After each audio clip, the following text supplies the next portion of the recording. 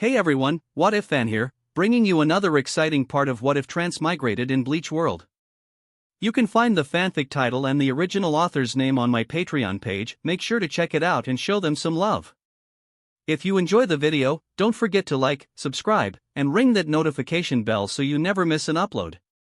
Also check out my Patreon channel for early releases of all the series, where you can find all the series released one day ahead of YouTube.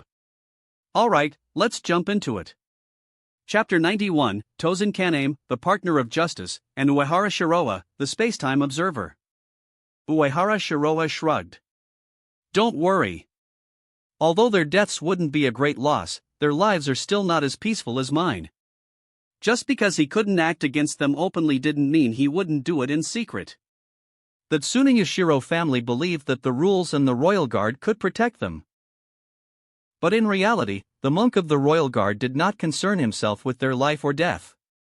In the face of true power, no rules held any meaning. You're right to think that way. Kayaraka Shunsui raised his sake cup, downed the drink in one gulp, and smiled. Let's go. The usual place, drinks on me. With just a brief conversation, all of Kayaraku's worries seemed to dissipate. Shiroa had a unique ability to put people at ease. Though he often appeared indifferent, there was a calm and detached aura about him that influenced those around him. It was a rare quality, one that few possessed. Before long, the two left the office together, arms around each other's shoulders, and headed toward the bustling flower street. Another sleepless night awaited them. The living world. Meanwhile, in the human world, Ichigo Kurosaki continued his relentless routine, balancing school life with hunting hollows. Before becoming a substitute Shinigami, he had never encountered a hollow.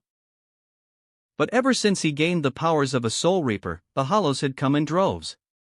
Even Inoue Oraheim's brother, Inoue Sora, had succumbed to hollowification. After a difficult battle, Ichigo managed to purify Sora's soul. Shortly after, he defeated the monstrous hollow that attacked Chad and, for the first time, witnessed the ominous gate leading to hell itself. Throughout his battles, Ichigo had learned much about the Soul Society, its inner workings, its hidden truths. Most shockingly, he discovered that hollows were once human souls twisted by despair. Despite all this, Ichigo's strength had continued to grow at an astonishing pace. In just a short period, this so-called wild Shinigami had already reached a level rivaling that of elite Soul Reapers. And yet, this was only the beginning of his true power. Watching from the sidelines, Uehara Shiroa observed everything unfold like a play. He watched Ichigo eject his soul into that ridiculous doll. He saw the moment Ichigo confronted the hollow that had killed Masaki Kurosaki only to fail in exacting revenge, allowing the creature to escape. He even saw the absurd exorcist from Karakura Town, Don Kananji, foolishly create a hollow with his own hands. These events mirrored the memories etched deep within Uehara Shiroa's mind. At the same time, he noticed that Aizen Sasuke and Urahara Kasuke were making their moves. The two masterminds were engaged in a grand game of chess, with Ichigo Kurosaki as the most crucial piece on the board. But none of this had anything to do with Shiroha. He simply carried out his daily routine, completing tasks, refining his proficiency with the unlimited blade works, and indulging in card games and drinks. The three realms were shifting, and an unseen storm loomed on the horizon. Yet, amidst all of this, Shiroa remained detached, content in his peaceful existence. Siriitii, the central underground meeting hall. Within the depths of the Siriitii lay the central 46 chambers, the judiciary authority that presided over the Soul Society. Here, the sages and judges dictated laws, their decisions shaping the fate of both nobles and commoners alike. This sacred hall was a forbidden area to the captains of the Gotii 13. To enter without an official summons was a crime punishable by death. And yet, at this very moment, Tozen Kaname, the captain of the 9th Division, sat atop the judge's seat as if it rightfully belonged to him. He reviewed official documents with unwavering focus, swiftly penning orders that would condemn corrupt nobles to severe punishments. The central 40th XS decrees were sent through the secret underground passageways to the Onmatsukido, the stealth force of Soul Society. From there, the orders would reach the Gotii 13. With the official seals of the sages and judges in his possession, Tozen Kaname now wielded the power to issue orders in the name of the nobility. No one dared defy the will of the Central 46. Until now. For the sages and judges, those who had long held absolute authority now lay motionless, their lifeless eyes staring blankly at the ceiling. The once pristine floors of the council chamber were now stained with dried blood. Most of the corpses belonged to high-ranking members of the Tsunayoshiro family. And thanks to Kyoka Suigetsu's illusionary veil, no one outside this room had the slightest idea that a massacre had occurred. But in truth, compared to the crimes these nobles had committed, the bloodied council hall was far cleaner than when they were alive. With an air of detachment, Tozen continued reading and processing reports. Through the cold, emotionless words on the pages, he saw the full extent of Seoul society's corruption. The aristocrats were even more despicable, cruel, and selfish than he had imagined. They were beyond saving. Even if he killed them all, there would always be more to take their place. But to ensure the success of Aizen's plan, he had to restrain himself, had to maintain a semblance of fairness, even if it meant holding back on true justice. Tozen let out a heavy sigh. Master Aizen was right. With these parasites clinging to power, how can Seoul society ever be governed properly? As long as we remain within the Gotei 13, as long as we are bound by the laws of the Shinigami, we will never be able to deal with them. Just as Tozen Kanen was deep in thought, a voice, both casual and infuriating, echoed through the chamber. Wow, Captain Tozen is working so hard. He wouldn't happen to be getting too comfortable with his new authority and forgetting what Lord Aizen told him, right? Two figures entered the dimly lit council chamber, both clad in Shinigami uniforms with Captain's Hayori draped over their shoulders. The man leading the way wore a kind smile, his thick, square-framed glasses giving him the appearance of a gentle and wise elder. Yet, behind that benign expression lay the mastermind behind the massacre of the Central 46. Aizen Sosuke. Trailing behind him was a silver-haired man with a perpetually amused squint, his sharp grin reminiscent of a venomous serpent poised to strike. Ikemaru Jin. However, neither Aizen nor Tozen Kanen paid much attention to Jin's words. Instead, Tozen immediately stood and saluted Aizen with unwavering respect. Lord Aizen, do you have any instructions? According to their plan, they were supposed to take shifts surveilling the council chamber, ensuring there were no unexpected incidents. But it wasn't yet time for the handover. Aizen arriving early could only mean something had changed. You've done well, Aizen said softly, his voice as calm as ever. I came here to confirm a few things. While everything is proceeding as expected, this is precisely the moment when we must be most cautious. Rukia Kochiki had rescued Ichigo Kurosaki in the human world, and in doing so, lost her Shinigami powers. Following that, she had taken refuge in an artificial body provided by Urahara Kasuke. As a result, her spiritual pressure had vanished entirely. At that moment, Aizen had locked onto his true target. Ordinary Jigai would not suppress a Shinigami's power permanently. Nor could they erase spiritual pressure altogether. But Kasuke Urahara wasn't just anyone. Aizen knew exactly what the former captain of the 12th Division was attempting to do. He was trying to turn Rukia into a normal human. And the only reason for that was to completely conceal the Hogyoku hidden within her soul. If Rukia had no spiritual pressure, no one would be able to detect her presence, let alone extract the Hogyoku. The moment Aizen realized this, he slaughtered the Central 46 and took complete control of the governing body. Now, Rukia and the Hogyoku were both within his grasp. However, Aizen was not one to leave things to chance. A safety measure was still necessary. Ikemara Jin stretched his grin a little wider, the mirth in his tone laced with hidden meaning. Aizen Taicho, you're too cautious. Looking at the whole Seoul society, ain't a single person who could threaten us now. His words were deliberately provocative. Though he would never openly admit it, Aizen was flawless. Every detail had been accounted for, every variable calculated. Otherwise, Jin would have already stabbed him through the heart with his deadly Zanpakuto, Kamishini no Yari. Tozen nodded in agreement. Lord Aizen, everything is progressing as planned. Justice is within reach. For once, Ikemara Jin had spoken sense. Aizen's expression sharpened. Yes.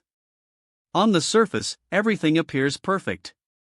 Even Uehara Shiroa, whom we've never been able to fully comprehend, has remained in Soul Society, keeping to himself without interfering. He paused, his voice growing colder.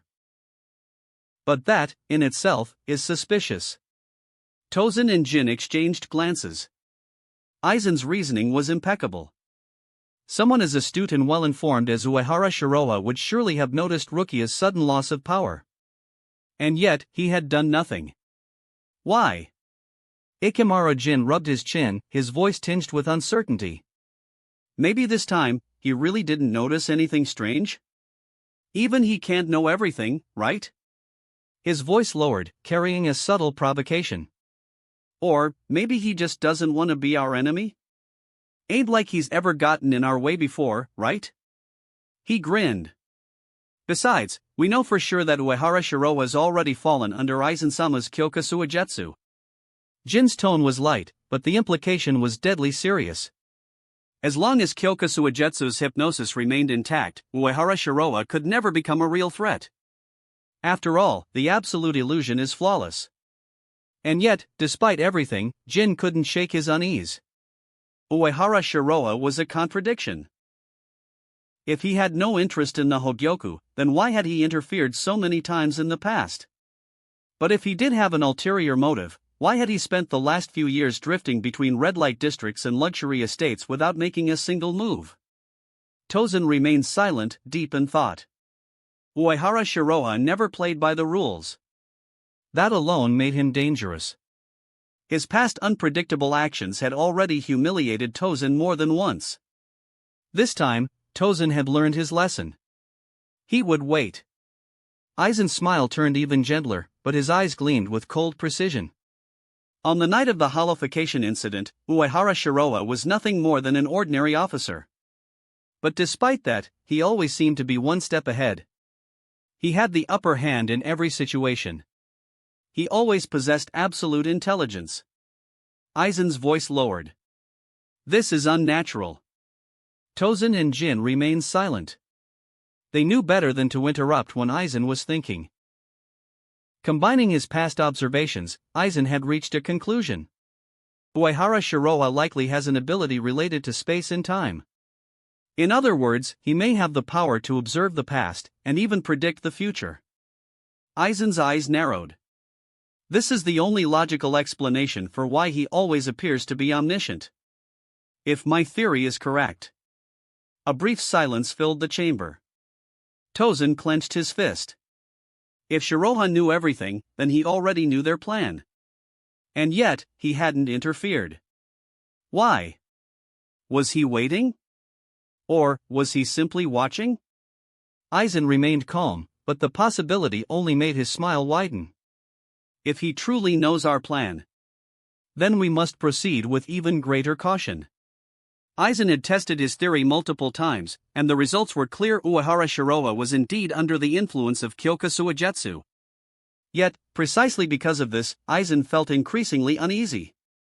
A power that manipulates time and space. Even if I have undeniable evidence that he is ensnared by my illusion, I cannot afford to be careless. Tozen Kanami's expression darkened at the thought. Control time?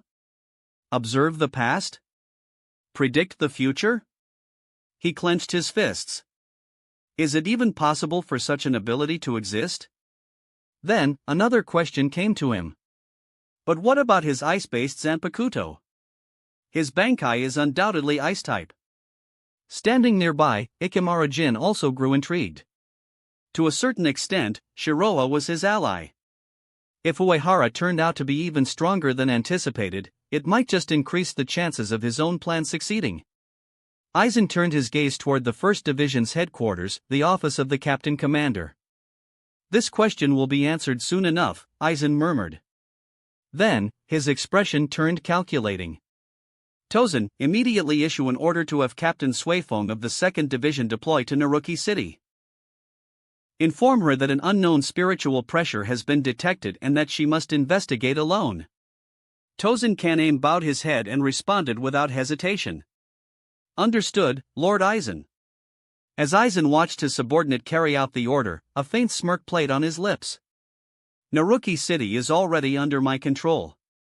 If Uehara Shiroa truly has the ability to perceive time and manipulate space, then let's see how he reacts when faced with an illusion that even time itself cannot unravel. This will be interesting. Meanwhile, in the underground base beneath Sokayako Hill, the air was thick with steam as Uehara Shiroa sank into the scalding hot spring. His muscles relaxed under the heat, his entire body submerged in the soothing warmth. For most people, temperatures this extreme would be unbearable. For him? Pure bliss. How is it? Comfortable? A sultry voice interrupted his peace. Shihoin Yoruchi stood nearby, arms crossed, eyes narrowed in barely suppressed frustration. She had spent so much time assisting him, yet in the end, she had gained nothing for herself except for an unwilling mastery of massage techniques. The man had taken full advantage of her, and she had nothing to show for it. It was infuriating.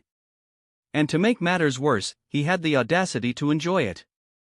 Uehara Shiroa, eyes still closed, let out a low chuckle. As expected of the eldest daughter of the Shihoin family, he mused lazily. Your technique is exceptional. The pressure is just right. At his words, Yoruchi's golden eyes flickered with interest. In that case, she said smoothly, leaning slightly forward, shouldn't you fulfill your promise and provide me with more information? Uehara Shiroa cracked an eye open, smirking. You still owe me for that stunt you pulled. You even dared to scheme against my apprentice. His voice was casual, but the weight behind it was undeniable. Did you really think you wouldn't have to pay up? Yoruchi frowned, the corner of her mouth twitching in annoyance. This guy, he always had the upper hand. Her massage, something most would consider a form of torture, was nothing but pure enjoyment to him. And worse yet, she knew it. For anyone else, she would have already retaliated. But not him. Shihoin Yoruchi raised an eyebrow, her voice laced with curiosity. You even know about that? Then why didn't you stop it? She was referring to Urahara Kisuk's plan, hiding the Hogyoku inside Rukia Kachiki. That was a last-minute decision, made purely on a whim. Yet Uehara Shiroa had known about it all along. That realization unsettled her. Uehara Shiroa yawned, stretching out lazily in the hot water. Why should I stop him? He replied, unfazed. Neither you nor Aizen would dare let anything happen to my apprentice. His voice lowered, a hint of amusement lacing his tone. Besides, without enduring storms and struggles, how can a fledgling take to the sky? The only way to grow was through trials. And in the end, no matter how many calculations these people made, they would all be forced to yield to him. Aizen, Urahara, Soul Society, none of it mattered. He had already claimed the throne Aizen had envisioned. For now, his only goal was to use the events unfolding around him to complete more special missions. EX rank abilities were too strong. And if he had the chance to gain more? He would take it. Yoruchi studied him carefully, sensing the absolute confidence and dominance in his words. Then, an idea formed. She smiled a slow, calculating expression as she leaned in, her body pressing against his. She traced slow, lazy circles on his chest with her fingertips, her voice taking on a softer, almost sultry tone. If you're so certain about everything, she murmured, then I have a favor to ask. Uehara Shiroa's smirk remained in place. Oh? You know that Suifeng is a bit stubborn. Yoruchi sighed, feigning concern. I don't want anything happening to her. She tilted her head, violet eyes glinting. So, I want you to keep an eye on her. This shouldn't be too hard for the Captain Commander, right? Aizen is ruthless. She knew it better than anyone. If he needed to, he would eliminate anyone who stood in his way. And Yoruchi couldn't stand by and let that happen. Uehara Shiroa chuckled. What's in it for me? Feeling the soft pressure behind him, he remained completely unbothered. A beauty trap, huh? He mused to himself. Then I suppose I'll take the beauty and avoid the trap. At his dismissive response, Yoruchi's temper flared. This damned man. After everything he had taken advantage of, he still refused to budge? She clenched her fists. Fine. Then she would increase the stakes. Her lips curved into a knowing smile as she leaned in even closer, her breath hot against his ear. Then, she bit down. A light graze against his earlobe. Her voice turned velvety smooth, almost hypnotic. Suifeng is very gullible, she whispered. Wouldn't you like to see me with her? Uehara Shiroha's eyes flickered with amusement. You're quite the negotiator, Yoruchi. He knew she was bluffing. And yet. If that ever happens, he said with an easy smile, I'll be sure to reward you properly. If she dared to set the bait, he would gladly take it. Yoruchi narrowed her eyes, but before she could respond, she had no idea how soon she would have to make good on her promise. Chapter 92, Naruki City in Crisis. Uehara Shiroha saves the day. At this moment, Kurosaki Ichigo stood with an irritated expression, glaring at the bespectacled young man before him. His brows furrowed in visible frustration. Ishida Yuryu, right? Ichigo asked, his tone edged with impatience. You say you're a Quincy, but what does that have to do with me? Why are you getting in my way? At first, Ichigo had no interest in becoming a substitute Shinigami. He never intended to risk his life fighting hollows, nor did he feel any obligation to shoulder such a burden. However, after experiencing countless battles and witnessing the suffering of others, he had gradually come to understand the responsibility that came with his newfound powers. He had developed a sense of duty, a realization that there were people who needed protection. But what he hadn't expected was competition over killing Lows. For the past few days, every hollow that had appeared in Karakura town was swiftly taken down by Ishida Yuryu before Ichigo could even act. At first, Ichigo hadn't given it much thought. If someone else was handling the problem, then that was less work for him. He might have even considered it a good thing. However, Ishida's reasoning was something else entirely. I've already told you, Ishida said, adjusting his glasses with a sharp glint in his eyes. I hate the Shinigami more than anything. And now, I want to prove that the Quincy are stronger than you so-called death gods. Ichigo let out a sigh, his patience wearing thin. This is ridiculous. Of all the things to fight over, why was this guy so obsessed with proving himself superior? Students should focus on their studies, not waste time on pointless battles. If Ishida had that much free time, he could put it to better use, like catching up on homework. Ishida raised an eyebrow, clearly unfazed by Ichigo's dismissive attitude. Ah, I see. Now I understand. You're just the Shinigami's lapdog, aren't you? A puppet dancing to your master's strings. Without orders, you wouldn't dare make a move. As a hot-blooded, short-tempered high schooler, Ichigo could not tolerate such provocation. You bastard, he growled. Without hesitation, Ichigo reached into the plush bear he always carried and pulled out the soul candy dispenser. Popping a pill into his mouth, he immediately felt his spirit separate from his physical body. In an instant, his Shinigami form took over. The modified soul inhabiting his body, Khan, crossed his arms and pouted. I told you not to be so rough. You're so rude. How dare you treat Master Khan like this? I should make you pay for this. Ignoring the protest, Ichigo tightened his grip on Zangetsu, the massive cleaver like Zanpakuto resting on his shoulder. His fiery gaze locked onto Ishida. Since you're asking for a beating, I'll be happy to oblige. Ishida smirked, unfazed by Ichigo's transformation. Oof. How unprofessional. I will definitely win this time.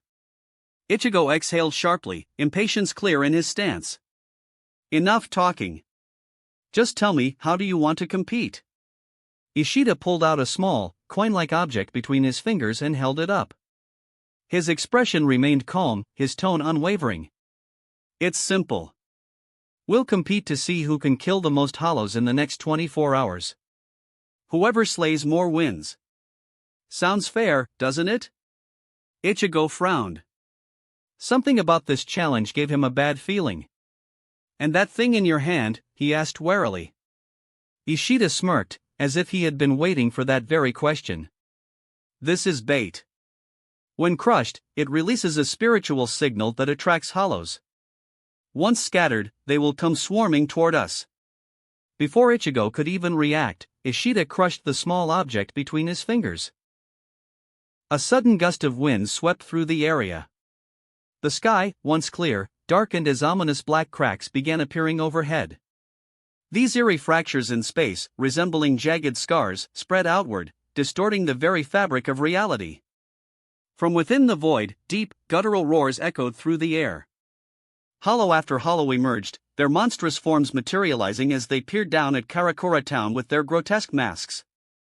Their insatiable hunger radiated from their bodies in waves of suffocating spiritual pressure. The effects were immediate. Ordinary humans with even the faintest traces of spiritual sensitivity found their breathing growing heavy. A wave of unease washed over them, yet they had no understanding of why they suddenly felt this way. Among them, individuals with higher spiritual awareness, Kurosaki Karen, Inoue Orihime, and Sato Yasutora, Chad, instantly recognized the looming danger. Their instincts screamed at them, warning them of the impending threat, yet they were powerless to stop it. Ichigo, however, had no time to worry about Ishida's reckless actions. His first concern was his sister. Damn it, he cursed, his grip tightening on Zangetsu. Without another word, he abandoned his argument with Ishida and sprinted toward the direction where he could sense Karen's presence.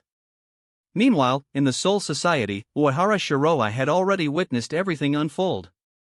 Thanks to his mastery of observation haki, far surpassing even the legendary mind-reading abilities of Enel, he could monitor the entire three realms at once. His perception was so refined that not even the smallest disturbance escaped his notice. Compared to his prowess, even the omniscient abilities seen in the thousand-year blood war paled in comparison. He was the ultimate observer, a scholar who knows everything without ever leaving home. His gaze settled on Kurosaki Ichigo, now in his Shinigami form. He had to admit, Ichigo's spiritual pressure was impressive, and his distinct, rugged Shinigami appearance suited him. It was just a pity that he lacked control. At that moment, as he casually walked through the streets of Soul Society, a system notification rang in his mind. Congratulations, host! You have completed your daily task, soak in the hot springs to relieve fatigue. Reward, +1 spiritual pressure, +1 Shuumpa.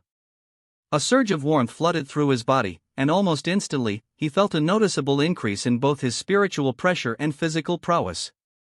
He nodded to himself in satisfaction. The effects of these attribute bonuses, though seemingly small, were invaluable. After all, when even eating hot pot and singing songs could significantly enhance his strength, there was no reason to doubt the effectiveness of such unconventional methods. Yes. This was the most efficient and perfect way to grow stronger. As he strolled leisurely, a sudden shift in the atmosphere caught his attention. From the shadows, a figure emerged, a Shinigami stepping forward with precise, disciplined movements. The man, a high-ranking member of the Anmatsukido, dropped to one knee before him, holding up a document with both hands. Commander Uehara, the Shinigami reported, his voice steady yet respectful, there is a new order from Central 46. Uehara Shiroa picked up the report and scanned the contents. The message was concise, yet alarming. Captain of the 2nd Division, Suifeng, was ambushed by an enemy in the human world, Naruki City, and requires immediate rescue. His lips curled slightly, a glint of amusement flashing in his eyes. A rescue mission, huh? That should be the jurisdiction of the 5th Division, but then again, Aizen can't exactly issue orders to himself, can he? He mused. It seemed that ever since Aizen took control of the Central 46, he had grown bold. Perhaps even a little too confident. Hairspray Master is feeling himself again, huh? Uehara thought with an inward chuckle. He was curious to see what new schemes Aizen had concocted this time. Strangely enough, this situation also seemed to confirm an offhand remark from Yoruchi Shihoin. Just recently, she had commented that Suifeng might find herself in trouble soon. And now? Here was the urgent distress call. That woman's intuition is terrifying. It was clear as day, this was no random attack. The entire situation reeked of Aizen's manipulations. Uehara Shiroa knew better than anyone that the real Central 46 was no more. That so-called governing body had been reduced to a mere graveyard, with only corpses left behind. Any orders coming from them now? All forged, all issued by none other than Aizen. In fact, it was somewhat amusing how the other Shinigami still hadn't caught on. With Tozen overseeing affairs in Seriitii, everything ran too smoothly. The Gotei 13 had grown complacent, marveling at how the Central 46 had suddenly become so fair and just. The usual bureaucratic delays and political games were gone, replaced by swift and efficient rulings. The mood in Seoul society had even improved because of it. Tozen really out here doing his best. But now, of all times, a crisis in Naruki City? It was too much of a coincidence. Shiroa could see through Aizen's plan instantly. This was nothing more than a diversion, a ploy to lure him away, ensuring he wouldn't interfere in Karakura town at a critical moment. At the same time, it served as a test. Aizen wanted to gauge Uehara's growth, to see if he had any interest in the Hogyoku. So meticulous. Truly worthy of being the king of hair gel. Aizen was careful. Until the moment he fused with the Hogyoku, he had never once slipped up. His strategies were airtight, flawless. Only after obtaining the power of evolution did his arrogance begin to show. That was when he let go of Kyokusuijetsu, believing he no longer needed illusions. And yet, in the 1,000-year blood war, what happened? Aizen's ultimate trump card was still Kyokusuijetsu. In the final battle, when the Soul King's will manifested, it was Aizen's illusions that turned the tide. His supposed discarded power ended up being the very thing that dictated the fight. How ironic. Understanding Aizen's intent, Uehara Shiroa didn't hesitate. With a single step, he vanished from Seoul society. He wasn't going to Naruki City for Suifeng's sake, not because of any favor from Yoruichi. He was simply going because he wanted to. Just as his figure disappeared, the Onmitsukido agent who had delivered the report rose from his kneeling position, giving a silent nod before vanishing into the shadows. The moment Uehara Shiroa arrived in the human world, he could see everything far more clearly than he had back in Seoul society. In Karakura town, Kurosaki Ichigo and Ishida Yuryu were struggling to fend off the onslaught of hollows. The sheer number of enemies was overwhelming, far exceeding what should have been drawn in by a mere hollow bait. Even Rukia, despite her weakened Shinigami powers, had joined the fight. Alongside her were Jinta Hanakari and Yoruru Tsumugia, the two children working under Urahara Kisuke. That bait should never have attracted this many hollows. This was Aizen's work. His goal was obvious, he wanted to force Ichigo Kurosaki to awaken more of his latent power. To do so, Aizen had amplified the crisis. Somewhere in the midst of battle, Ishida Yuryu was gasping for breath, sweat dripping down his face. His hands trembled, his fingers raw from the repeated strain of firing High League file. His Quincy bow flickered with unstable erasure, his spiritual energy rapidly draining. This was beyond what he had anticipated. This bait is too effective, he thought in shock. Earlier, Ishida had boldly declared that no one would be harmed. He had sworn that he alone would handle every hollow drawn in by the bait. Now, he was drowning. The Ishida family had a proud legacy, but they had a terrible habit of overestimating themselves. Yuria had inherited that same flaw. Before throwing themselves into battle, the Ishida men would always act strong and untouchable. But once the real fight started, reality hit like a slap to the face. Like father, like son. Uehara Shiroa recalled Ishida Ryukin, Yurio's father, who had once faced a similarly crushing defeat. If nothing else, you Ishidas sure know how to provide entertainment. Without them, the long centuries would have been dull. But his attention quickly shifted to Naruki City. On the battlefield, Suifeng was in motion. Her tight-fitting black combat attire barely rippled as she weaved through the fight with surgical precision. Her Zanpakuto, Suzumabachi, was already in its Shurkai form, leaving its deadly death marks on her enemies. At first glance, it seemed as if she had the situation under control. But Uehara Shiroa wasn't fooled. There was something else lurking in the battle, a hidden danger not yet revealed. Aizen's true gift. Without hesitation, Uehara Shiroa moved toward it. He wasn't concerned about the ambush. He had absolute confidence in his power. With his unlimited blade works and the Mind Stone, not even a group of veteran captains could pose a threat to him. Aizen, without his Hogyoku fusion, was nothing more than an annoyance. This so-called trap was nothing more than a formality. A show put on for the sake of the audience. And Uehara? He was more than willing to play along. Deep underground, in a hidden monitoring room, alarms blared as a spiritual pressure signature was detected. Tozen turned toward Aizen, his expression unreadable. Lord Aizen, Uehara Shiroa has arrived. Aizen nodded, his calm gaze never leaving the screen. Ikemara Jin, leaning against the wall, let out a chuckle. His eyes, half-lidded as always, glinted with amusement. Knowing it's a trap, yet stepping right into it. Ain't that a little too heroic? Tozen's expression flickered. His feelings toward Uehara Shiroa were complicated. On one hand, he feared him. Uehara possessed the strength to interfere with their plans. He was a wild card and unknown factor. That alone made him a potential enemy. But on the other hand, he respected him. Among all of Soul Society, only Uehara Shiroa and the court army had remained pure. They weren't tainted by the corruption that ran rampant through the nobility and the Gotei 13. A man who truly upholds justice, yet, if he stands against Lord Aizen, then there was only one outcome. Even if I regret it, he must be eliminated. Aizen, however, simply smiled. Jin, he murmured, his voice carrying an amused edge. Don't be so quick to judge. His gaze flickered with quiet intrigue. He never expected the traps to actually work. Just as Uehara Shiroa approached Suifeng's location, an invisible force suddenly surged through the air, engulfing the entire area in a suffocating spiritual pressure. Almost immediately, he felt a suppression on his Zanpakuto's ability. A sealing field? If even Shunkyo, his own spacetime Zanpakuto, could feel a fraction of its effects, then ordinary captains wouldn't even be able to activate their Shurkai. His observation haki spread outward, confirming his suspicions. Suifeng's Suzumabachi had already been sealed. Without her Shurkai, she had lost a significant portion of her speed-based combat advantage.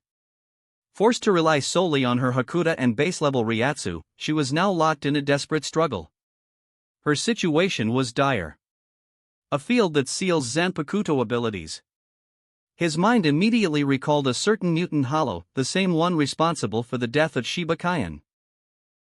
That creature's unique ability had rendered Zanpakuto useless, making it an absolute counter to Shinigami who depended on their blades for combat.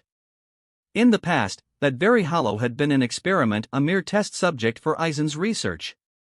If Aizen studied its abilities, then it's possible he's replicated them. Of course, there had to be limitations. If Aizen could completely seal all Zanpakuto on a large scale, he would have used it against the Gotei 13 long ago. That ability had never appeared in the original timeline, which meant one of two things: either it was too unstable to be used widely, or it had certain conditions that limited its deployment. Still, if Aizen went through all the trouble to recreate this ability, it meant one thing: he was wary of other Zanpakuto abilities, especially those he couldn't control. That was just how he operated. Before Uehara could act, two streams of light tore through the sky, shattering the black void of a Garganta. A pair of ominous spiritual pressures erupted from the impact site, rising into the air like twin black pillars. This is... Uehara's eyes narrowed slightly. In a blur of motion, he used Shuinpa, reappearing in an instant near the source of the disturbance. The oppressive Ryatsu that filled the air carried a sense of madness, hunger, and malice, yet it was different from pure hollow energy. No, this was something far worse. Arankar. And not just any Arankar. These weren't low-level cannon fodder. The weight of their spiritual energy, the sheer density of their presence, placed them far above the standard Ajuchas class. They were Vasto Lord tier Arankar. From across the battlefield, Suifeng's breath hitched slightly. She could feel the sudden spike in spiritual pressure, and her already precarious situation instantly worsened. The bull-headed Arankar she was fighting was already pushing her to the brink. Now, with two more enemies of even greater strength arriving, the balance of the battle had tipped dangerously against her. If she still had access to Suzumabachi, she might have had a chance. If she could activate her Bankai, she might have been able to risk everything. This particular mission had loosened restrictions, allowing her to use her Bankai in case of emergencies. But now she couldn't even summon it. A powerful Zanpakuto sealing field had trapped her within its grasp, leaving her helpless against the overwhelming force that bore down on her. If it weren't for the faint flicker of spiritual pressure she recognized, his spiritual pressure, she might have already lost all hope. Yet, even with his presence, the situation remained bleak. Because if her Zanpakuto was sealed, wouldn't his be as well? Uehara Shiroha, of course, had deliberately leaked his Ryatsu, allowing Suifeng to sense him. Hope first, then despair. It was far more entertaining that way. If Suifeng knew what was really going through his mind, she would undoubtedly curse him to hell and back. For him, this life and death battle of hers was nothing more than an amusing performance, a show put on for his entertainment. Too cruel? Maybe. But it was also fun. That said, he wasn't entirely heartless. Even under the effects of the sealing field, his Shunkyo could still function. Its power had been weakened, but it hadn't been completely nullified. After all, his Zanpakuto was fundamentally different from others. A high-tier spacetime Zanpakuto like Shunkyo couldn't be sealed by any ordinary means. Of course, as far as everyone else was concerned, his Zanpakuto ability was White Season, a fabricated ability. Your Zanpakuto got sealed? What does that have to do with me? He moved again. In a flash, Uehara Shiroha arrived at the impact site. Standing in the sky, he cast a glance downward. A massive hollow, so large that it resembled a living mountain, was rampaging through the city, leaving devastation in its wake. Everywhere he looked, humans fled in terror. Panic filled the air. Their desperate screams echoed through the ruined streets, their faces twisted in horror. They couldn't even see the creatures that hunted them. To them, it was as if an unseen force was crushing their world, an invisible nightmare, one they could neither fight nor escape. And in the midst of their suffering, two Arrancar laughed. The massive humanoid Arrancar on the ground bore blood-red eyes, its razor-sharp fangs bared in a twisted grin. Above, a winged Arrancar soared through the sky, its black wings blotting out the sun as it watched from above. These weren't mere killers. They were predators, reveling in the fear of their prey. The humans were nothing but playthings, toys in a cruel game. Their laughter, twisted, gleeful, sadistic, echoed across the battlefield. It was clear. This wasn't their first time doing this. They had done this before. Many times. And they enjoyed it. Then, in an instant, Uehara Shiroha moved. His figure blinked from the sky, appearing directly on the ground. For a moment, the two Arrancar stopped. Their laughter died down. They stared at him. Then, almost as if remembering something, the massive Arrancar let out a deep, guttural laugh. "So it's you, huh?" the creature sneered, its voice filled with mocking amusement. Its blood-red eyes locked onto him. The Shinigami named Uehara Shiroha? Chapter 93, Your speed is unbeatable. As long as I kill you, I will get the reward from my king. My luck is so good. In the sky, another flying Arrancar swooped down towards Uehara Shiroha and called out, "Kimmel, be careful. This Soul Reaper is not ordinary." "Firth, you worry too much," Kimmel replied dismissively. Despite his words, the massive Arrancar, standing over 3 meters tall with thick limbs, kept his fierce gaze fixed on Uehara Shiroha, making no immediate move to attack. He planned to join forces with Firth to fight the enemy, just to be thorough. After all, this was a task assigned by Lord Aizen himself, and he had to complete it even if it meant risking his life. Facing the two Arrancars surrounding him, Uehara Shiroha remained calm and composed. His piercing eyes surveyed his opponents with detached interest. Although these two Arrancars had retained many hollow characteristics, their level of evolution was far superior to Leo, Rodney, and Jerome. They were obviously more complete Arrancars, stronger, with power at least equivalent to Mugyaruma Kensei, on par with a senior captain. However, that was their limit.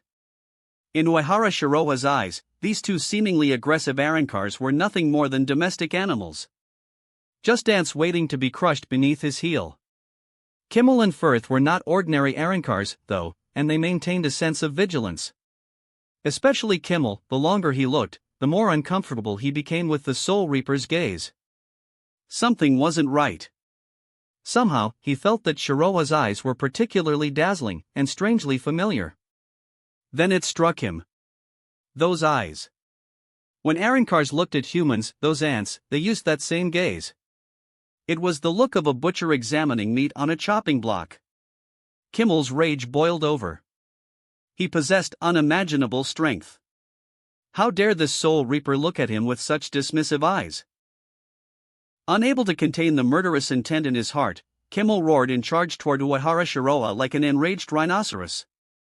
With his spiritual pressure at full force, he could have shattered mountains. Uehara Shiroa simply raised his hand. Spiritual pressure crisscrossed through the air, and with a casual flick of his wrist, he instantly knocked away the charging Kimmel as if he were nothing more than a torn sack. At that moment, Firth swooped down from above, drawing his sword in a vicious arc aimed at Uehara Shiroa's head. Firth prided himself on his unparalleled speed. He could kill targets with lightning precision before they even registered his movement. Earlier, he had observed that Shiroa's flash step didn't seem particularly fast, leading him to believe his opponent was mediocre at best. What Firth didn't realize was that Uehara Shiroa had merely been toying with them, using less than a tenth of his true speed. Shiroa lightly dodged the incoming blade, the steel whistling past him as he stepped aside with elegant grace. He spoke calmly, his voice carrying across the battlefield, comparing speed with me? You truly have a death wish. Firth's face contorted with arrogance. You really don't know the difference between life and death. Today I'll open your eyes and show you what real speed looks like. If you can land even a single hit on me, I'll acknowledge your skill. After his boast, Firth's figure blurred as he launched himself forward again, slashing at Uehara Shiroa like a meteor streaking across the night sky. However, Shiroa simply vanished. Kimmel, who had just staggered to his feet, stood dumbfounded. What happened to me? Why did I fall so easily? The realization struck him, and his expression morphed into one of shock. He hadn't expected his opponent to knock him aside so effortlessly. It was truly incredible. As a hollow, his body was exceptionally powerful, protected by armor like skin covering every inch. His strength was formidable, his charge like a mountain crashing down, heavy as 1,000 pounds of steel. But even so, he couldn't withstand his opponent's casual strike. Just as this thought crossed his mind, Firth's body suddenly flew sideways, as if struck by an invisible force, and crashed heavily into the ground. Witnessing this, Kimmel's shock deepened.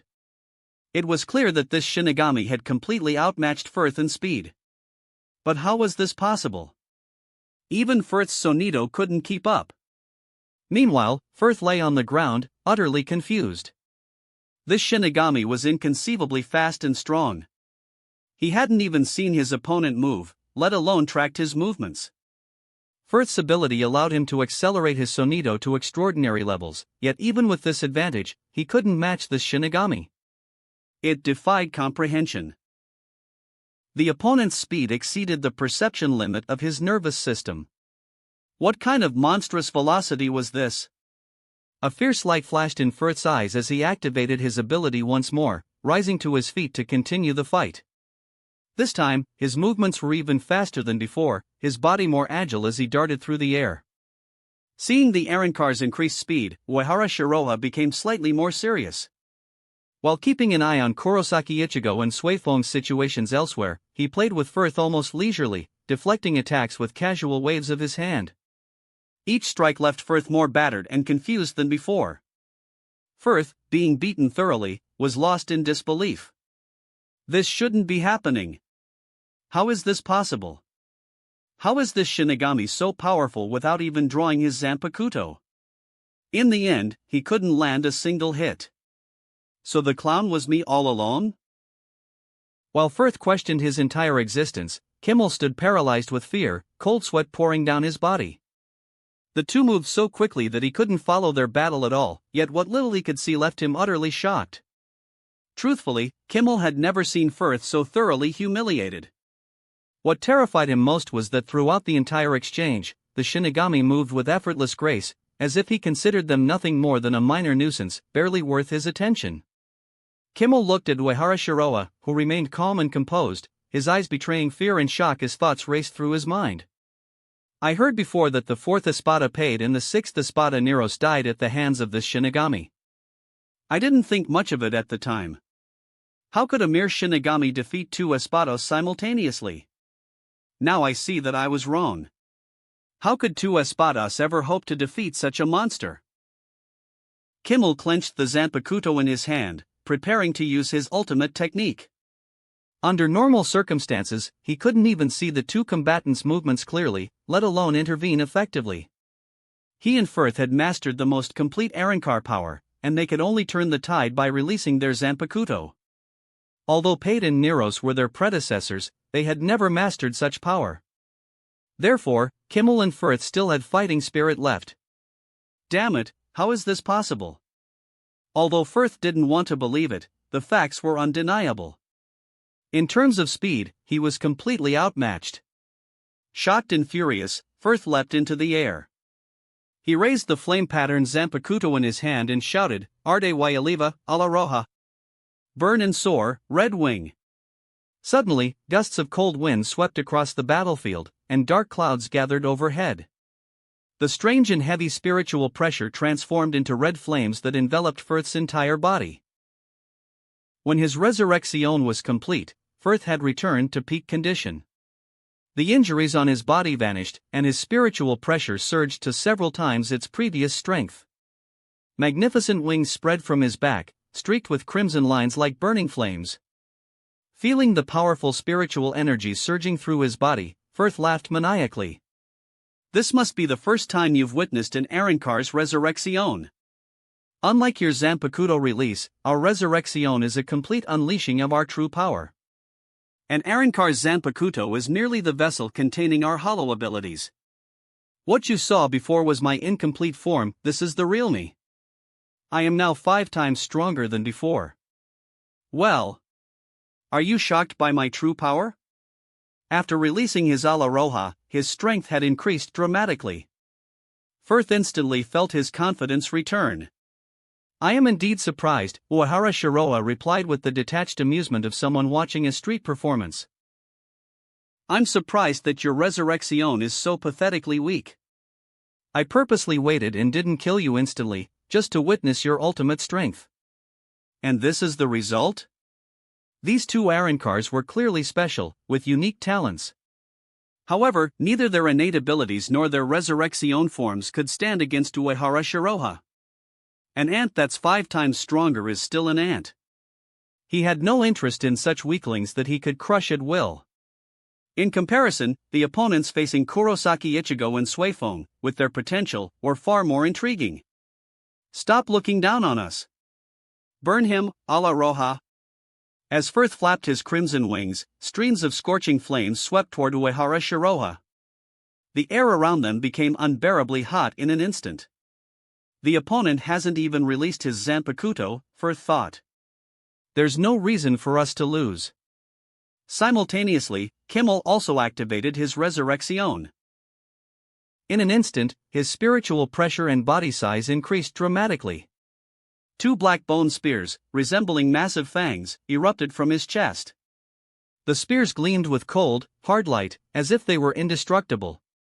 Immediately, he unleashed a powerful wave of spiritual pressure, his enormous body transforming into a black tornado that threatened to consume everything in its path, estrangulalo, colmillo sombrio. Strangle him, Shadowfang. For a moment, flames and hurricane-force winds enveloped Uehara Shiroa. The terrifying spiritual pressure and power of their released Zanpakuto were so formidable that they rivaled the Bankai of a Shinigami captain. Facing the 2 ferocious Arrancars, Uehara Shiroa stood motionless. Then his figure blurred, and in an instant, he executed 2 perfect sword strikes. You may die beneath my blade with honor. It's not that you're particularly strong, I'm simply kind-hearted enough to give you a dignified end. You. Firth was so enraged he couldn't speak. When he finally gathered his thoughts to launch a fierce counterattack, a flash of steel cut through the air. Uehara Shiroha, who had seemed far away just moments before, had somehow closed the distance without anyone noticing. He made a subtle gesture as he retracted his blade. Firth tried to speak, but no words came. His eyes reflected the godlike figure before him and the dazzling edge of the sword. Though he hadn't sensed any imminent danger or overwhelming force, he felt his life rapidly slipping away. Against that blade, his defenses and Hierro skin were as fragile as paper. The strike had been faster than light itself. Before he could even register the danger, everything was over. He could do nothing but let his life dissipate, like clouds in the sky facing a strong wind, or darkness at dawn confronting the rising sun. It became clear that from the very beginning, they had existed in entirely different worlds. "I'm sorry, Lord Aizen." Kimmel fell to his knees. A massive bloody hole gaped in his chest where his heart had been reduced to dust. Even now, he couldn't comprehend how his opponent had slain both him and Firth in an instant. Was the gap between them truly that vast? None of it mattered anymore. Uehara Shiroha didn't even spare a glance at the two Arankars as they began to dissolve into particles of Raisher. Instead, he rushed straight toward Suifeng's location. "Lord Aizen, this is..." Jin Ikimaru's eyes opened slightly, revealing a look of genuine surprise. He had believed the two Arankars would pose at least some threat to Uehara Shiroha after releasing their Resurrection. Even if they couldn't harm him, they should have at least delayed his advance. Instead, in the blink of an eye, the two powerful Arankars had been utterly defeated. Without using his Shurkai or Bankai, Jin knew he couldn't have dispatched the two Arankars as effortlessly as Shiroha had. Contemplating this, he looked up at Aizen and thought to himself. If it were you, you would probably accomplish the same feat. It seems the strength of true masters is indeed terrifying. I must be more cautious. Tozen's expression darkened as he gripped Suzumushi tightly in his right hand. For a moment, he considered rushing to the world of the living immediately to eliminate this tremendous threat. The danger Uehara Shiroha represented was too great to ignore. The opponent was currently unable to use the power of his Zanpakuto. This was their best opportunity to neutralize him. If the three of them acted together, success would be virtually guaranteed. As expected of Uehara Shiroha, the Soul Society's greatest prodigy. His growth rate is truly astonishing, Aizen remarked with admiration, seemingly unconcerned by Shiroha's overwhelming strength. And truthfully, he wasn't concerned. If Shiroha hadn't possessed at least this level of power, Aizen wouldn't have designed this trap specifically for him. The entertainment had only just begun. Compared to Shiroha, who had effortlessly dispatched his enemies, Suifeng found herself in dire straits. Her delicate face had gone pale, her forehead beaded with cold sweat. Though her eyes still burned with indomitable determination, her body was covered in wounds, and her spiritual pressure had nearly depleted. The hollow before her was too bizarre, too powerful. Most critically, without her Zanpakuto, her attack power had diminished significantly. She couldn't even penetrate the enemy's black armor, let alone inflict any meaningful damage. While contemplating her next move, Suifeng dodged the fierce punch from the bull-headed hollow. After landing, she flicked her right wrist, sending a kunai flying toward the hollow's shoulder. But the blade didn't even touch the creature's flesh. It failed to penetrate its defenses at all. Suifeng summoned a burst of spiritual pressure and unlocked the seal on the kunai. Boom! With a deafening explosion, the spiritual energy sealed within the kunai erupted, transforming into scorching flames and concussive shockwaves. Annoying little bug. Die! The black hollow ignored the explosion and gathered spiritual energy at the tips of its curved ebony horns. A massive black Siro targeted Suifeng. With a thunderous roar, the terrifying Siro, capable of obliterating everything in its path, completely enveloped her position. The black energy beam blotted out the sky and sun, plunging the world into premature darkness. Its powerful spiritual pressure made the earth and surrounding buildings tremble as if in the throes of a minor earthquake. Even outside of Hueco Mundo, this hollow Siro remained formidable, comparable even to the devastating energy beams of an espada. Faced with this overwhelming attack, Suifeng attempted to escape. But her movements slowed under the crushing weight of the spiritual pressure. Her heart sank as she realized she could only gather what little spiritual energy remained to minimize the damage as much as possible.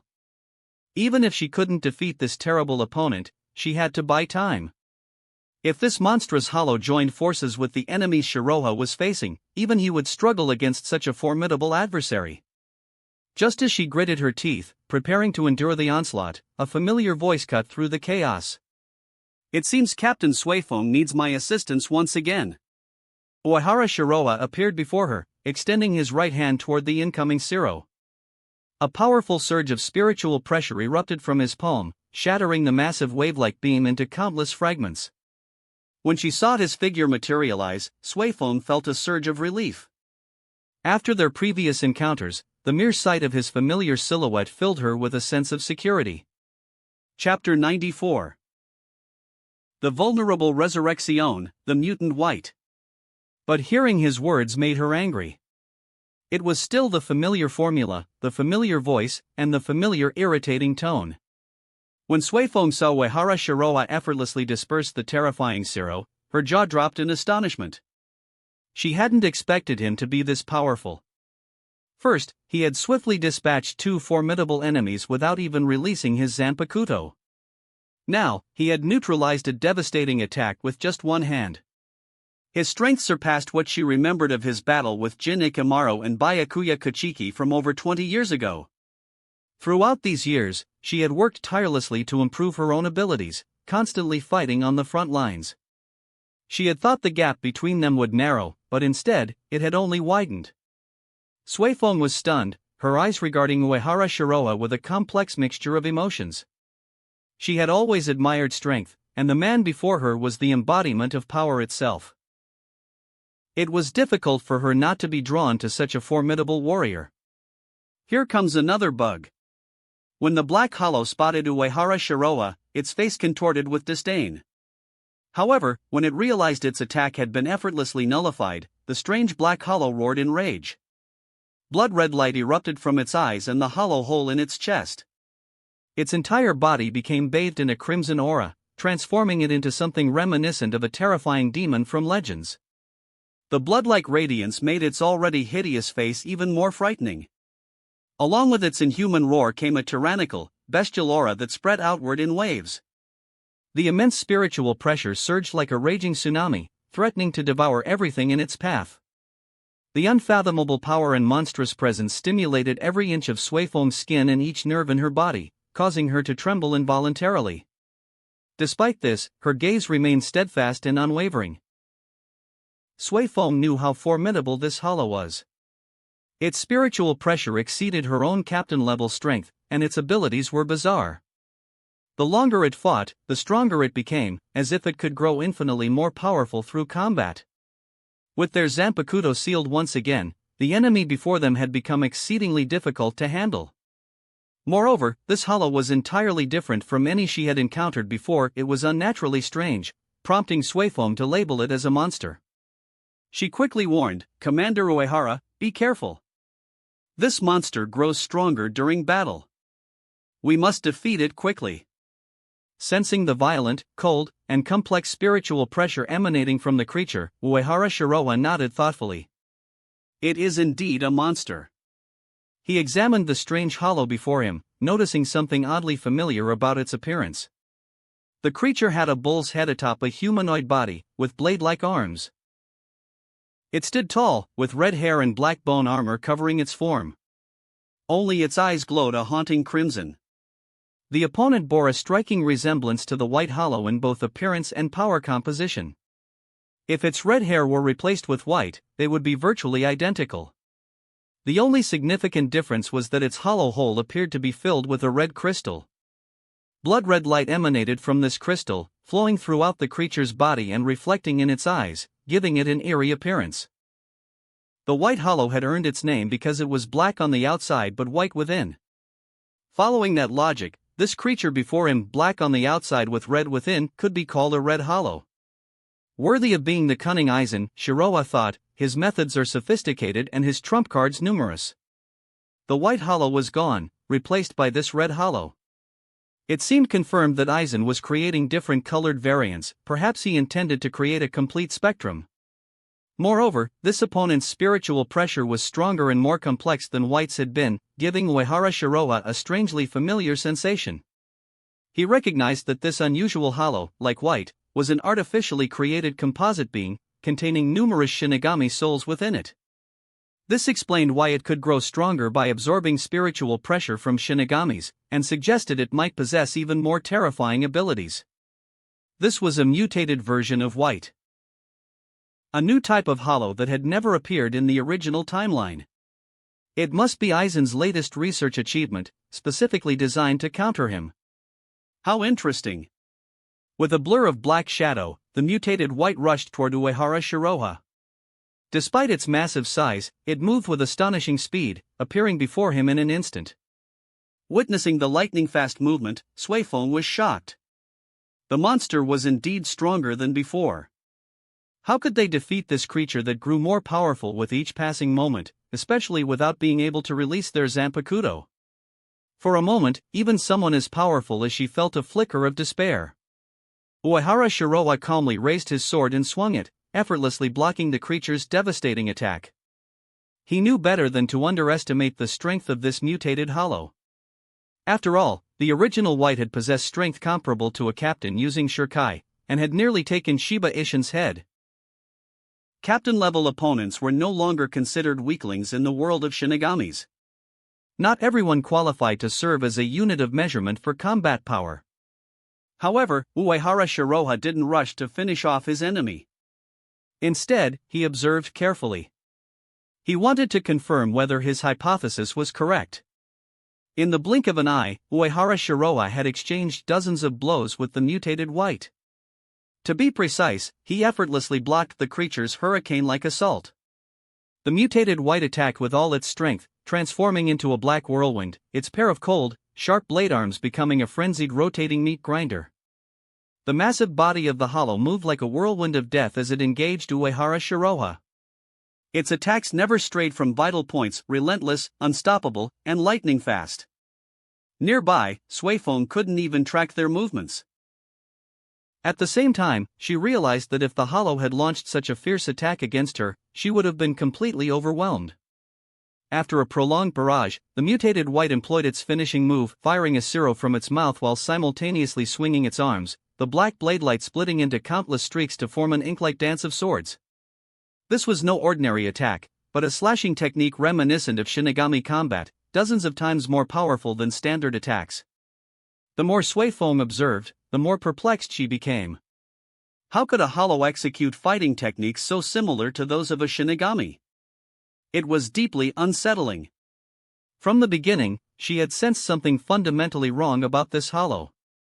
Now, watching calmly, that feeling only intensified. Facing the mutated White's gorgeous yet deadly offensive, Uehara Shiroa countered with apparent ease. However, the opponent's strength continued to increase steadily, with strange new abilities beginning to awaken. After their fierce exchange, the mutated White roared, and the red crystal in its hollow hole suddenly burst with brilliant crimson light. Simultaneously, two blue energies wrapped around its arms, condensing and beginning to transform. An invisible gravitational force seized control of all surrounding Ryatsu. The spiritual pressure in the area quickly dissipated, drawn toward the creature. Bathed in this red light, the mutated White seemed to unleash some powerful hidden ability. A blue spirit chain now encircled each of its arms. These two energies, clearly foreign to normal hollows, were fully activated, causing the creature's strength to surge dramatically. Powerful spiritual pressure erupted outward, creating a devastating hurricane. Sand and rocks flew through the air as the very space around them seemed to distort. Observing the red light and blue chains condensing around the black hollow, Uehara Shiroha nodded to himself. As I suspected, another patchwork monstrosity. But replicating Kurosaki Ichigo's power isn't so simple. If I can't accomplish it perfectly, neither can you. While these thoughts crossed his mind, his movements became increasingly careless. To an outside observer, Uehara Shiroa appeared to be gradually losing ground, falling into a disadvantageous position. Given the terrifying power now displayed by the hollow, such a development seemed reasonable. It really is the power of a Shinigami. What on earth is this monster? So Uehara Shiroha has been fighting such a creature? If he hadn't arrived in time, I would surely have died. He saved my life again. Sensing the increasingly obvious Shinigami power emanating from the hollow, Suifeng was both shocked and confused. Why would a hollow possess Shinigami abilities? What did the red crystal and blue chains represent, and why did they evoke such an overwhelming sense of dread? Moreover, the creature's strength was increasing at an alarming rate. Its already formidable spiritual pressure had become exponentially heavier and stronger. Compared to before, the hollow's spiritual pressure had increased several-fold, now rivaling that of Captain Commander Yamamoto. To grow so much stronger in such a short time, what kind of monster was this? With these thoughts racing through her mind, Suifeng watched Uehara Shiroha battle the strange hollow, her expression clouded with worry.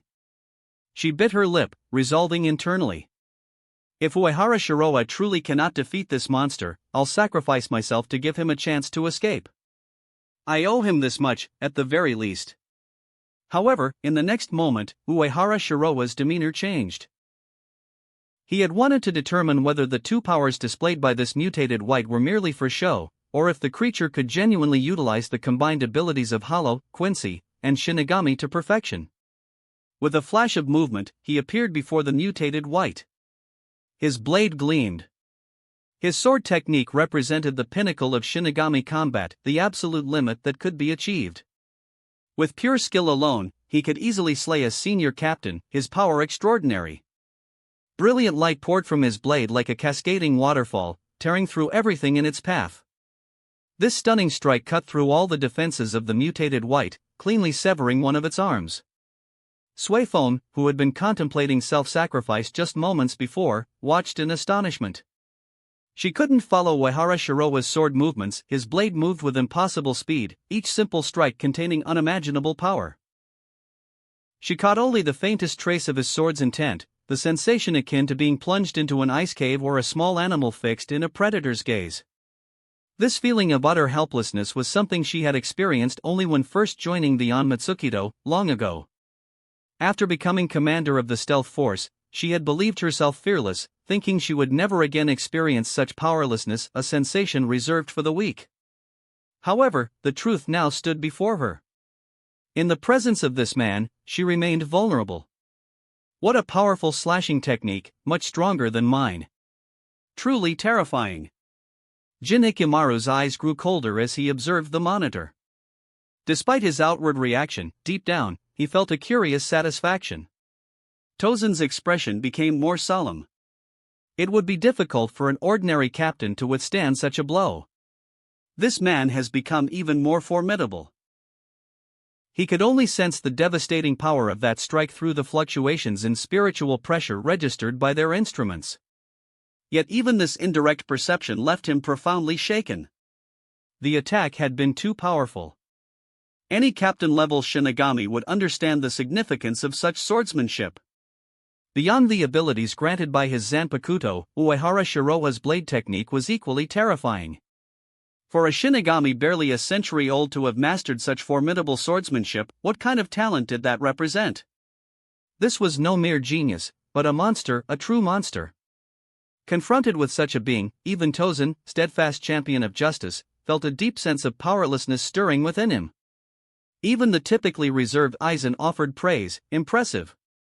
Uehara Shiroha is indeed no ordinary Shinigami. How fascinating. From anyone else, this might have sounded like a simple compliment. But coming from Aizen's lips, it carried profound significance. If life could be compared to a game, then what others played was a survival game, while Aizen played a casual game, one neither challenging nor particularly engaging. Such diversions were acceptable occasionally, but played constantly, they would bore even the gods themselves. Everywhere he looked, Aizen saw only weak insects, beings either without power or possessing power without wisdom. Such a world was truly tedious. Until he encountered Uehara Shiroha and Kurosaki Ichigo, two individuals gradually revealing their extraordinary potential.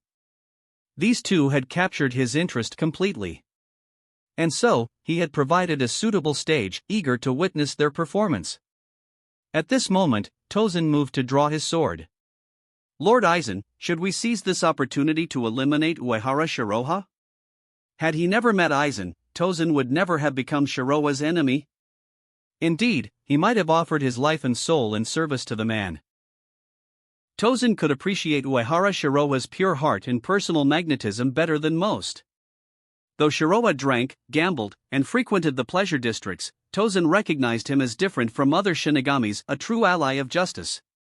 But perhaps because of this, Tozen felt even more compelled to eliminate him. Only by doing so could they create a world without Shinigamis, a world governed solely by justice. Before Aizen could respond, Jin Ikamaru interjected, "The experimental subjects carefully selected by Lord Aizen are not so easily dismissed. Let's observe carefully." He could sense Aizen's delight. The man was thoroughly enjoying the spectacle. This told Jin that Aizen had no intention of moving against Uehara Shiroha, at least not yet. It seemed Aizen remained confident in his ability to control the situation. Was this due to the Hogyoku? Or did he possess some other advantage? Aizen shook his head and said, "Although this accidentally created mutant hollow holds great research value, with a power structure remarkably similar to Kurosaki Ichigo's, it remains fundamentally flawed, suitable only as a disposable tool. Its purpose is simply to illuminate Uehara Shiroha's capabilities. Entities that dwell in shadows will never be our allies." Regarding Aizen's pretentious statement, Tozen wished to say, "I understand completely," followed by enthusiastic applause. Though he didn't fully comprehend Aizen's meaning, that wouldn't stop him from offering praise. He still maintained some confidence in the mutant hollow. After all, this creature represented the culmination of their hollow research, combining all their current technological achievements. Moreover, Uehara Shiroha couldn't even release his Zanpakuto. The advantage is ours.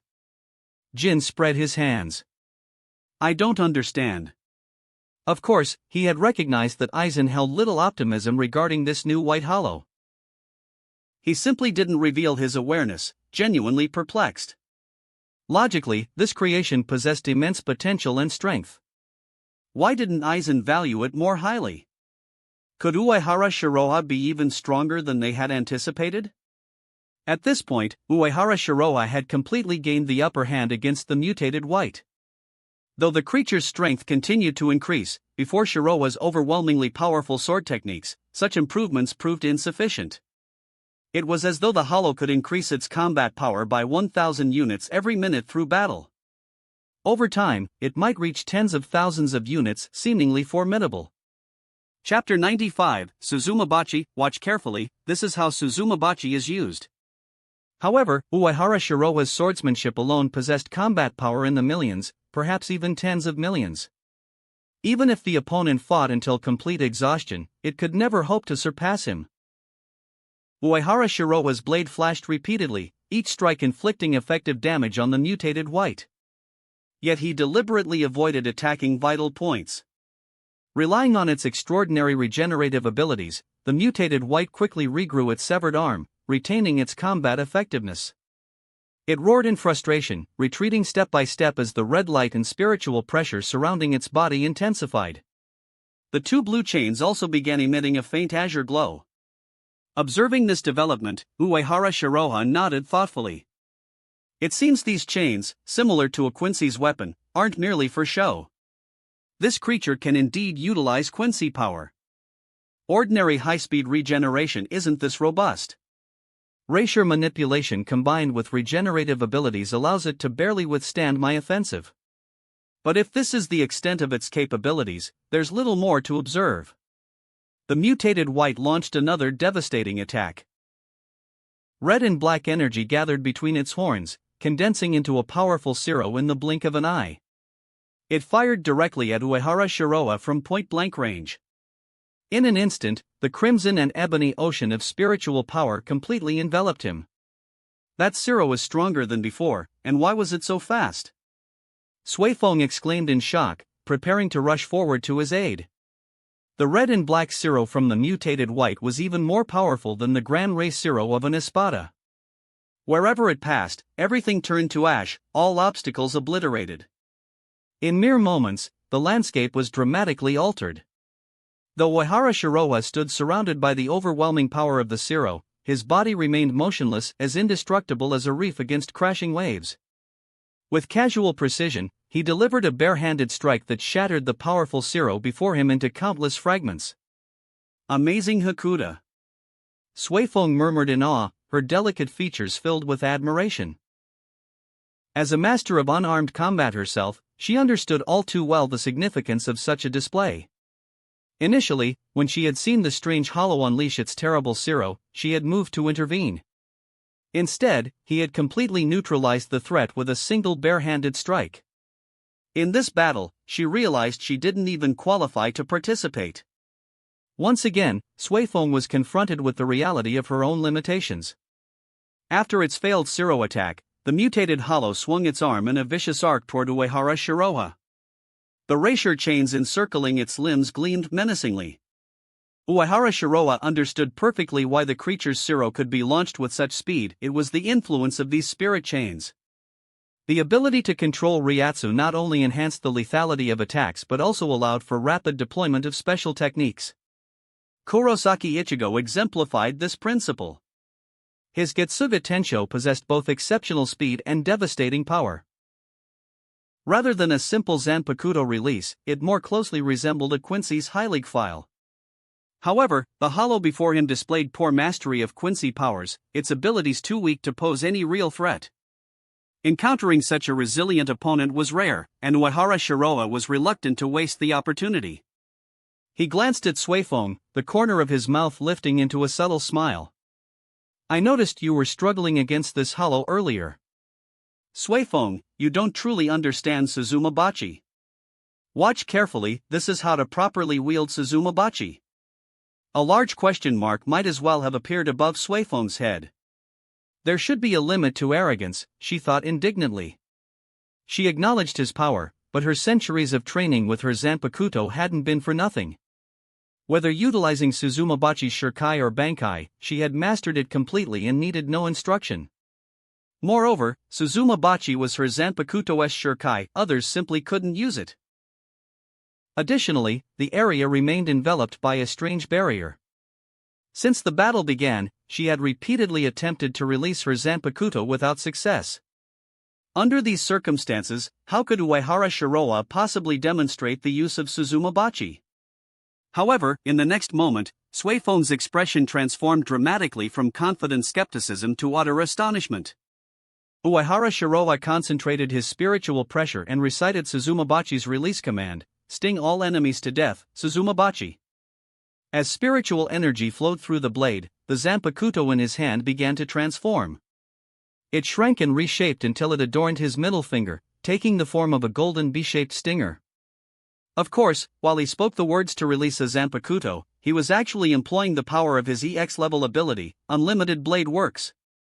Under the influence of the Unlimited Blade Works, Uehara Shiroha effortlessly activated Suzumabachi's Shirkai.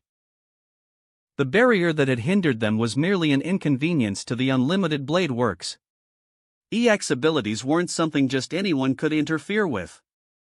Even the Blood Oath seal that had sealed the Bankai of the Zero Squad couldn't restrict the Unlimited Blade Works. A simple temporary barrier in Naruki City stood no chance. He simply exerted the power of the Unlimited Blade Works, which transcended the limits of what most beings could comprehend, let alone imagine. The Unlimited Blade Works, a power surpassing even transcendent beings, finally revealed its dazzling brilliance in the world of Soul Society. Witnessing Uehara Shiroha's Shirkai, Sui Feng was utterly dumbfounded. This was unmistakably Suzumabachi's Shirkai. She couldn't even release her own Zanpakuto, yet Uehara Shiroha could freely use another Shirkai? Was this barrier somehow selective in its effects? Where was the logic in that? Sui Feng was bewildered, confused, and profoundly shocked. But Uehara Shiroha's demonstration was far from over. To achieve the maximum educational effect, he deliberately suppressed his spiritual pressure to match Sui Feng's level, then engaged the mutated white in combat. Earlier, Sui Feng and the mutated white had fought evenly. Now, facing the creature whose strength had multiplied several times over, she wouldn't last even a single round assuming she survived the first second. Yet Uehara Shiroha, using Sui Feng's power level as a template, completely dominated the mutated white.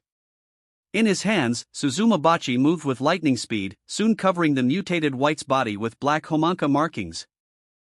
If not for the creature's remarkable combat intuition, which prevented Shiroa from striking the same location twice, it would have been defeated long ago. But even with this advantage, its defeat was merely a matter of time. Observing the familiar butterfly-shaped crests, Suifeng was utterly convinced. This was undeniably her Suzumabachi's Shirkai. More importantly, the same Shirkai, wielded with identical spiritual pressure, produced drastically different results in different hands. In her grasp, Suzumabachi was like a grandmother's sewing needle, precise but harmless. In Uehara Shiroa's hands, it transformed into a heaven spear, unleashing 100 strikes in a single second. Whether in terms of speed or power, his manipulation of Suzumabachi utterly outclassed her own. The realization was deeply humbling. Suifeng felt profoundly uncomfortable with the demonstration. She gazed at the Zanpakuto in her hand with resentment burning in her eyes. Had Suzumabachi been able to speak at that moment, it would undoubtedly have retorted, "Don't glare at me, look to yourself. This is your own limitation, not mine." Deep down, Suifeng acknowledged this truth. It had nothing to do with the blade, but everything to do with its wielder. With his masterful swordsmanship, even if Uehara Shiroa had wielded an ordinary needle with spiritual pressure equal to hers, he could still defeat her effortlessly. This represented an absolute gap in skill and mastery. Uehara Shiroa existed in an entirely different dimension from her in every conceivable aspect.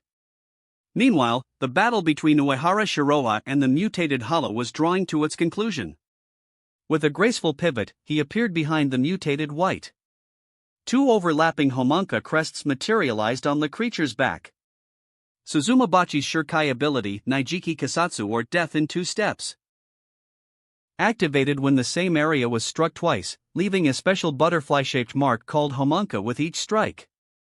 When 2 homunca appeared in the same location, the 2-hit kill ability triggered, instantly destroying the enemy. Naturally, this technique proved ineffective against opponents of vastly superior strength. In the original timeline, when Suifeng had used Naijiki Kasatsu against Aizen, it had accomplished precisely nothing. Aizen had demonstrated the principle that battles between Shinigamis are battles of spiritual pressure with devastating effectiveness against Suifeng. However, the mutated white lacked Aizen's overwhelming spiritual pressure. Even with Uehara Shiroa restricting himself to Suifeng's level, it proved sufficient to dispatch the creature in seconds. With the activation of the Naijiki Kasatsu, the mutated white's massive form crashed to the ground with a thunderous impact. Even its extraordinary regenerative abilities couldn't save it from destruction. In Uehara Shiroa's hands, Suzumabachi's Shirkai proved more devastating than many Bankai. He actually won. Suifeng was astounded. The techniques in spiritual pressure that Uehara Shiroa had just employed mirrored her own previous efforts exactly. Yet where she had struggled desperately, he had triumphed with ease. Moreover, the enemy he had vanquished was several times stronger than the one she had faced. The disparity was staggering. It could only be said that Uehara Shiroa's combat rhythm and fighting technique were so refined that they created absolute dominance over his opponent. With identical spiritual pressure and weaponry, she could only extract 70% of their potential combat effectiveness, while he effortlessly drew out 200%. This was the difference between their levels of mastery. Looking at Uehara Shiroa, strong as a pine in the wind, emanating extraordinary presence, Suifeng felt a curious relief wash over her. She couldn't help thinking. Although he has a questionable reputation and unpredictable nature, being acknowledged by someone of his caliber is, in some way, an honor in itself. As the commander of the Onmitsukido and a noble of the Suriitii, she was accustomed to all manner of darkness. Compared to those lower-class nobles, Uehara Shiroa, who was merely somewhat promiscuous, was practically a moral paragon. Moreover, in her worldview, the strong could have everything. 3 wives and 4 concubines was simply normal for those with power. The greater one's ability, the greater their privileges. Uehara Shiroa stood among the strongest of the strong, and thus could be forgiven almost anything. But immediately, Suifeng's face flushed crimson, and she cursed inwardly. What a fool I am! How could I forget about Lady Yoruchi? No, I've already forgotten her. She abandoned me, and I wanted to make her regret it. But I can't. It seems that I just can't. In the underground meeting hall, witnessing this scene, Jin and Tozen were both stunned. We need to analyze your Zanpakuto ability, but how can you possibly use someone else's Shirkai? What is happening? As captains of the Soul Society, the two considered themselves quite knowledgeable. They could accept that Uehara Shiroha's Zanpakuto was a spacetime Zanpakuto, perhaps even more powerful than Ryujin Jaka. Even so, they believed they could find methods to counter it, to exploit its weaknesses. But each time they encountered him, he displayed yet another new ability. Though he spent his time indulging in pleasures rather than training, his strength increased more rapidly than their own. How could they possibly target and defeat such an unpredictable enemy? Even Aizen appeared momentarily confused. He knew Shiroha was formidable, but this defied expectations. The long-awaited surprise had arrived too suddenly, transforming into complete shock. But his pupils quickly contracted as realization dawned. He nodded, his expression settling into one of relief. A simple Shinigami existence no longer satisfies you. It seems you aspire to touch the throne above the heavens itself. Only with an opponent of your caliber can the Hogyoku's potential be fully realized. Uehara Shiroha, I eagerly anticipate your future performance. Upon hearing this, Tozen visibly relaxed and nodded. Uehara Shiroha is indeed a formidable enemy. Fortunately, Lord Aizen has located another fragment of the Hogyoku. Otherwise, such an adversary would prove truly difficult to overcome. The Hogyoku? This complicates matters. Jin grew more alert. This world made less sense to him with each passing day. He had believed his deceptions ran deep, but it seemed everyone possessed hidden talents and agendas. He had underestimated both Aizen and Shiroha's concealed strength. Under these circumstances, he would need to act before Aizen fully integrated the Hogyoku. Lord Aizen, should we retrieve the experimental subject? As Aizen's loyal subordinate, Tozen couldn't bear to see his master's creations destroyed. The new White Hollow had been a precious experimental subject, even its corpse held significant research value. Therefore, he suggested recovering the remains of the mutated White. Aizen responded without hesitation. No need to concern yourself. It was merely a defective specimen. Once we possess a complete Hogyoku, we can create as many experimental subjects as necessary. We must maintain our distance and steadily advance our plans. Deep in his heart, he felt profound disappointment with this new hollow variant.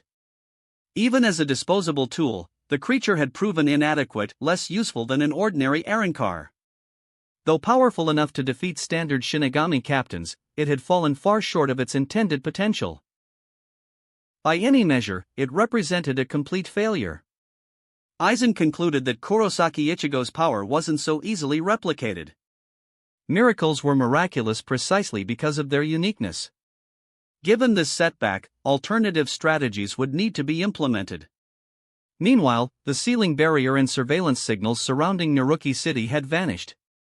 Uehara Shiroha extended a helping hand to the wounded Suifeng. He chose not to use healing Kido to instantly restore her, instead tending to her injuries personally. Such intimate treatment wasn't something he offered to just anyone. Feeling his incredibly warm touch, Suifeng, momentarily lost in her thoughts, blushed and pulled away. "What are you doing? You're injured. Don't move, let me treat you," Uehara Shiroha replied, his expression pure, his eyes clear and innocent. Anyone who suspected ill intentions behind such sincere eyes surely lacked conscience. Ultimately, Suifeng couldn't resist that innocent gaze, and surrendered to his ministrations. But soon, she had regrets, speaking in a softening voice, "There's something wrong with your treatment." "What's wrong?" "It's perfect, it's effective." "Let me go, no, be gentle." The Zanpakuto at Suifeng's waist silently witnessed the scene. In a way, Uehara Shiroha was now demonstrating to Suzumabachi how to handle Suifeng herself. Just as Uehara Shiroha effortlessly dispatched the mutated hollow, Ichigo Kurosaki and Yuri Ueshida found themselves facing a crisis of their own.